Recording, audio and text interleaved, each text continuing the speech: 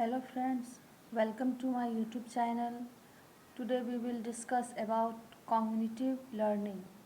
Okay तो जैसा कि ये नाम से ही आपको लग रहा है, आज हम लोग बात करेंगे संज्ञानात्मक शिक्षण के बारे में। ठीक है, संज्ञानात्मक शिक्षण है क्या? जैसा कि आप लोग देख रहे हो कि मैंने यहाँ पे टॉपिक लिख के रखा हुआ है। तो आज हम लोग कॉग्निटिव लर्निंग में पहले तो नेचर एंड इम्पोर्टेंस पढ़ेंगे।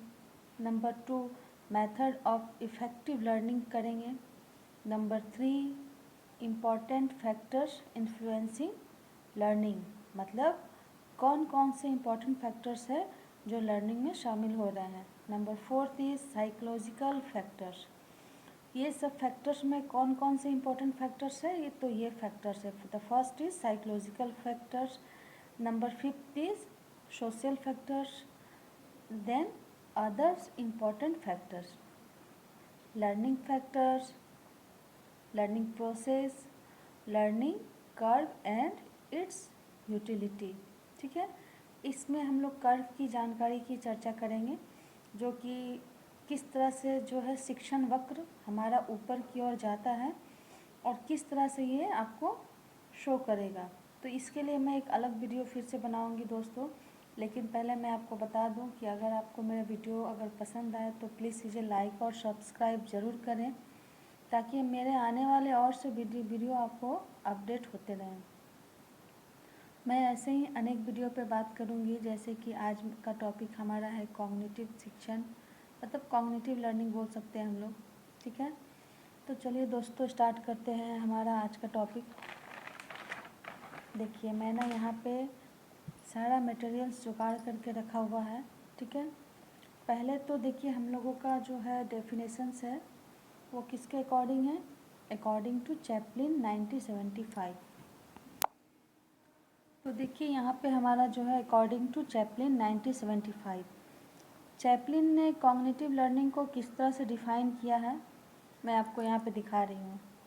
Learning is the acquisitions of any relatively permanent change in behavior as a result of practice or experience। इसका मतलब क्या है? चैपलिन के अनुसार सबसे सेटिस्फेक्शन वाली ये डेफिनेशंस है। ठीक है, लेकिन उनके अनुसार इस परिभाषा का आपको जैसा कि देखने से ही मतलब पता चल रहा है कि सीखने का तात्पर्य जो है सो पास्ट एक्सपीरियंस एंड प्रैक्टिस के फलस्वरूप एक फिक्स्ड चेंज से है, मतलब एक स्थायी परिवर्तन से है, जो कि आपको लर्निंग के दौरान इससे मिलती है। जैसा कि आप देख रहे हो, प्रैक्टिस और एक्सपीरियंस मतलब अभ्यास और पूर्वानुभव इसमें इम्पॉर्टेंट थिंग्स है।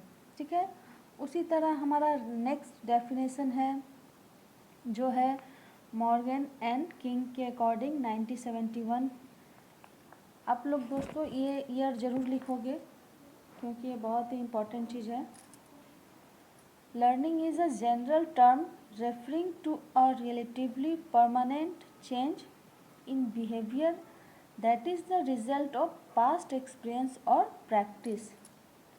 तो यहाँ पे मॉर्गन ने क्या कहने की कोशिश की है, मॉर्गन के अकॉर्डिंग भी इसमें जो है सो सीखना क्या है, उनके अनुसार भी सीखना का जो डेफिनेशन है वो है पास्ट एक्सपीरियंस है। ठीक है, जो कि आपको हेल्प करते हैं किसी चीज़ को सीखने में। ठीक है, ये भी आपको उसी तरह का है, पास्ट एक्सपीरियंस है और व्यवहार में इसके अकॉर्डिंग परिवर्तन आती है, क्योंकि आप जब भी किसी चीज़ को सीख लेते हो तो आप में एक परफेक्शन आ जाती है जब आप उस कार्य को करने के लिए तैयार हो जाते हो। ठीक है, तो अभी मैं आपको जैसा कि मैंने नोट्स में दिया हुआ है कि पहले मैं इसका जो है सो नेचर के बारे में बात करती हूँ, लेकिन उससे पहले मैं आपको कुछ इम्पॉर्टेंट थिंग्स बताना चाहती हूँ, जैसे कि नेचर क्या है कॉग्निटिव लर्निंग की। तो पहले मैं आपको बता दूँ कि कॉग्निटिव लर्निंग एक्चुअल में है क्या। तो सबसे पहली बात तो यह है कि जो संज्ञानात्मक स्टडी है मनोविज्ञान की बहुत ही एक नई शाखाओं में से एक है, ठीक है। और इसमें जो है सो जो कौन कौन से साइकोलॉजिस्ट हैं जिनका मैं नाम ले रही हूँ वो है गेस्टाल्ट। जो गेस्टाल्ट साइकोलॉजिस्ट थे वर्दाइमर, कोल्हर, कोफ्का और पियाजे ने जो है सो भाषा, स्मृति और सीखने के अध्ययन में इसका प्रयोग किया हुआ है। मतलब इन सभी साइकोलॉजिस्ट के अकॉर्डिंग आप किस चीज़ को सीखने में संज्ञानात्मक लर्निंग का उपयोग कर सकते हैं, वो है लैंग्वेज, स्मृति इत्यादि। तो सबसे पहली बात तो कि जो कॉग्निटिव लर्निंग है वो एक मेंटल प्रोसेस है, ठीक है। कॉग्निटिव लर्निंग क्या है? एक मेंटल प्रोसेस है। तो संज्ञानात्मक अध्ययन जिसमें मतलब सीखा गया हम लोगों का जो सब्जेक्ट है वो मस्तिष्क में रहता है।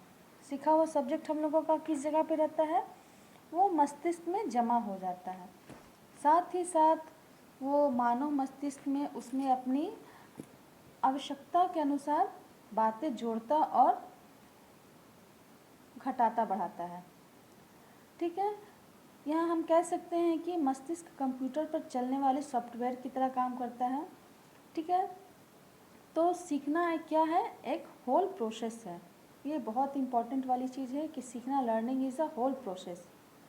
और जैसा कि हम लोग सभी जानते हैं कि सीखना एक जन्मजात प्रक्रिया है और मानव अपने व्यवहार में वातावरण से आसपास होने वाले जो है सो नकल से भी वो प्रेरित होकर के सीखते हैं। जन्म के बाद भी जैसे वातावरण में उपस्थित जो भी स्टिमुलस रहते हैं उसको देखकर कार्य करने की जो क्षमता होती है वो भी लर्निंग में काफ़ी हेल्प करती है। तो इन सब चीज़ों को मिलाकर ही कॉग्निटिव लर्निंग की एक डेफिनेशन दी जाती है। इसे जो है सो निम्नलिखित तरीक़ों से यहाँ पे आप देख सकते हो, निम्नलिखित शिक्षण के द्वारा इसे समझा जा सकता है। पहला तो है लेटेंट लर्निंग, ठीक है, अव्यक्त शिक्षण।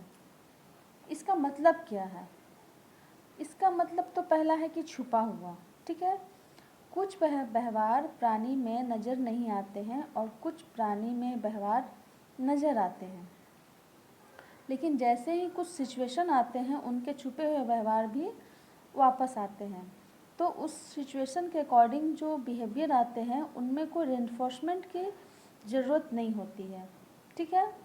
कुछ कुछ इंसान में ऐसे भी सिचुएशन आते हैं कि उसमें कोई भी रेनफोर्समेंट की उसे ज़रूरत नहीं होती है। The next is insight learning, okay, means सूझ से सीखना, मतलब अपने आइडियाज़ के द्वारा उसमें सीखना, ठीक है। आप देख सकते हो कि यहाँ प्रॉपर मैंने एक नोट्स ही तैयार कर दिया है ताकि आप लोगों को कोई भी प्रॉब्लम ना हो। तो ये क्या है? कुछ तो लर्निंग जो है सो पूरी तरह सूझ से ही प्रभावित होती है। जैसे कि जब किसी भी प्राणी के सामने कोई नई समस्या आती है तो वो क्या करता है कि उसको जिसने उसका हल कभी सीखा ही नहीं है तब वहाँ उसका हल नहीं निकाल पाता है। ऐसी स्थिति में कई बार अचानक ऐसा भी हुआ है कि उसे उसका समाधान सूझ जाता है और वो उस समस्या से बाहर निकल आता है। तो हमारे जो अनेक साइकोलॉजिस्ट हैं या साइंटिस्ट हैं उनके पीछे ये जो है आप देख रहे हो इनसाइट लर्निंग का ही कहीं ना कहीं बहुत बड़ा हाथ है। द नेक्स्ट इज इमिटेशन से सीखना, ठीक है। इमिटेशन इज मतलब नकल से सीखना, ठीक है। तो इसमें तो एक चीज़ है कि संज्ञानात्मक शिक्षण में नकल का बहुत ही महत्वपूर्ण स्थान है और मैं बता दूं कि मनुष्य में इसका प्रभाव स्पष्ट जो है सो क्लियर नज़र आता है। एक बच्चा नकल करके अपनी व्यक्तित्व विकसित करता है, क्योंकि वो कभी अगर छोटे बच्चे को देखो तो आप वो टीवी पे जो देखते हैं वो अपने आप को उसी कैरेक्टर में ढाल लेता है, ठीक है। तो प्रायः दूसरों के व्यवहारों का जो नकल करते हैं यह नकल किसी व्यक्ति या उसके व्यवहारों को देख कर किया जाता है। जैसे आप किसी आर्टिस्ट को ही देख लो, आपको अगर वो आर्टिस्ट लगते हैं तो आप उसी के अकॉर्डिंग ही अपने आप को अपना नकल करने लगते हो। यानी नकल करना क्या है? एक रिस्पॉन्स है, ठीक है। जब वातावरण का कोई भी स्टिमुलस प्राणी को अफेक्टिव करता है तब वह नकल या रिस्पॉन्स करता है। ठीक है, अब हम लोग इसके नेचर को डिफाइन करेंगे। उससे पहले मैं आपको बता दूं कि सीखना जो है एक अर्जित परिवर्तन है। इसके साथ परिपक्वता मीन्स मैच्योरिटी का महत्वपूर्ण संबंध है। सीखने का संबंध मैच्योरिटी के साथ बहुत ज़्यादा है। परिपक्वता मानव शरीर में होने वाला जैविक परिवर्तन है। क्या है परिपक्वता? मानव शरीर में होने वाला जैविक परिवर्तन है। सीखने की प्रक्रियाएं परिपक्वता के मतलब बहुत से स्तर तक पहुंचने के बाद ही ये पॉसिबल है। बट ये सिर्फ मतलब आप इसको कह सकते हो प्रैक्टिस द्वारा ही नहीं सीखा जा सकता है। परिपक्वता जो है, मैच्योरिटी है, एक सहज और सामान्य जैविक प्रोसेस है। ठीक है, ये परिपक्वता एक फिजिकली प्रोसेस है जो वयस्क होने तक लगातार चलती रहती है। तो लर्निंग में जो है सो मैच्योरिटी का भी बहुत हद तक कह सकते हैं कि हाथ है। तो अभी हम लोग चलिए इसके नेचर और इम्पोर्टेंस पर बात करते हैं। ठीक है, तो अलग अलग साइंटिस्ट जो है सो अपने अकॉर्डिंग इसके नेचर और इसके इम्पोर्टेंस को उन्होंने डिफ़ाइन किया हुआ है, लेकिन उनमें से कुछ है जो यहाँ पे मैं आपका जिनको मैं जिक्र कर रही हूँ। The first is change in behaviour. The first is change in behaviour मतलब क्या है कि इन्वायरमेंट और सिचुएशन के साथ तालमेल बिठाने या प्रशिक्षण और प्रैक्टिस के अकॉर्डिंग प्राणी के व्यवहार में जो परिवर्तन आता है वो परिवर्तन कभी अच्छा भी हो सकता है और वो परिवर्तन कभी बुरा भी हो सकता है। लेकिन जब वह परिवर्तन मापने के लायक हो जाए तो ही इसे हम सीखना कहेंगे।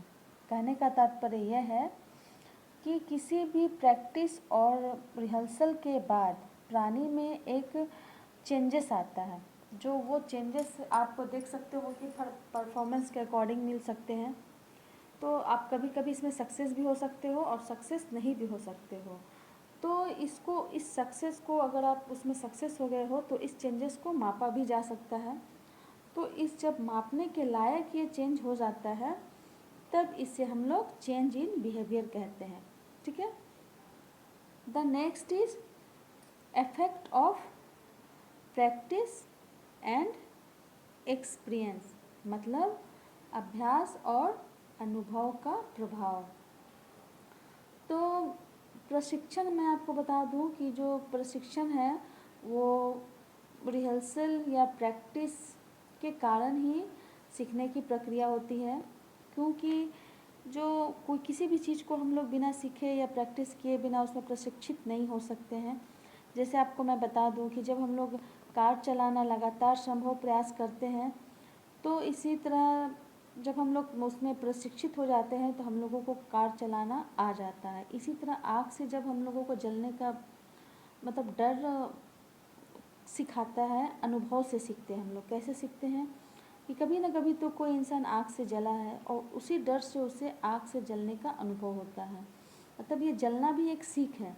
अतः सीखने की जो प्रोसेस है वो अनुभव के साथ साथ अभ्यास का भी विशेष स्थान है उसमें। ठीक है, तो इसी के अकॉर्डिंग हम लोग कहते हैं effect of practice and experience. तो आप लोगों ने देखा कि शिक्षण में जो है सो बहुत से निम्नलिखित पॉइंट्स आते हैं जिसका हम लोगों ने यहाँ पे डील किया हुआ है। तो मैं आपको बता दूँ कि इसमें बहुत सारे ऐसे डील हैं जो आपको काफ़ी एग्ज़ाम में इम्पोर्टेंट सिद्ध हो सकते हैं। तो मैं देखिए यहाँ पे नेक्स्ट स्टेप भी मैंने लिखा हुआ है यहाँ पे, मैं आपके सामने ला रही हूँ।